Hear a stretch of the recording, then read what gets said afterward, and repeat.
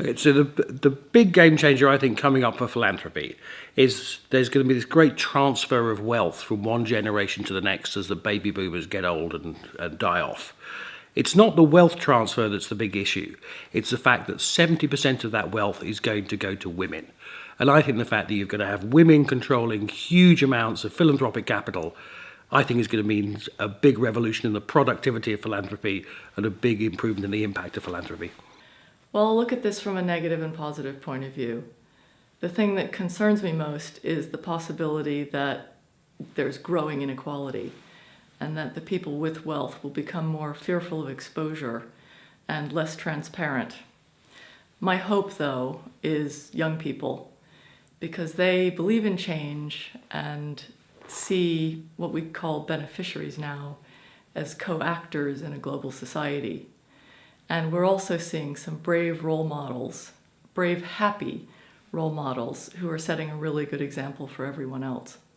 I think the biggest change that's going to happen is democratization of philanthropy. And by that what I mean is that a lot of big philanthropists work through intermediaries, have traditionally worked through intermediaries, especially in the global south.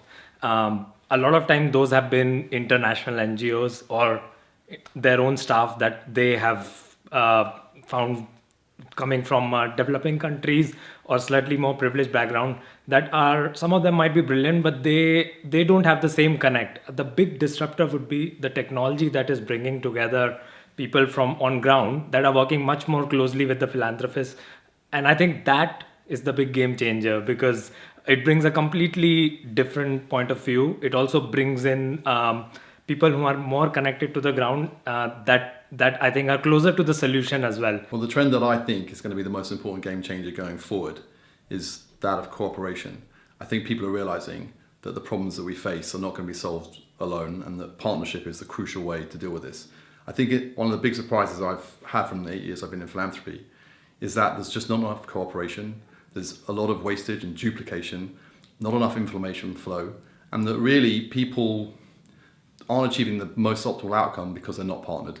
And I think there's a trend now towards people from all the different agencies involved in international development, government, civil service, NGOs and philanthropists and private foundations, all trying to work collectively on getting the best outcomes to the problems we face.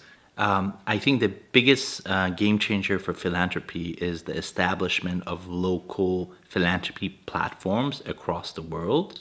And fundamentally, what we're trying to do is to build a better enabling environment for foundations and philanthropy to align themselves with the SDGs in countries like Kenya, in countries like Ghana and Indonesia.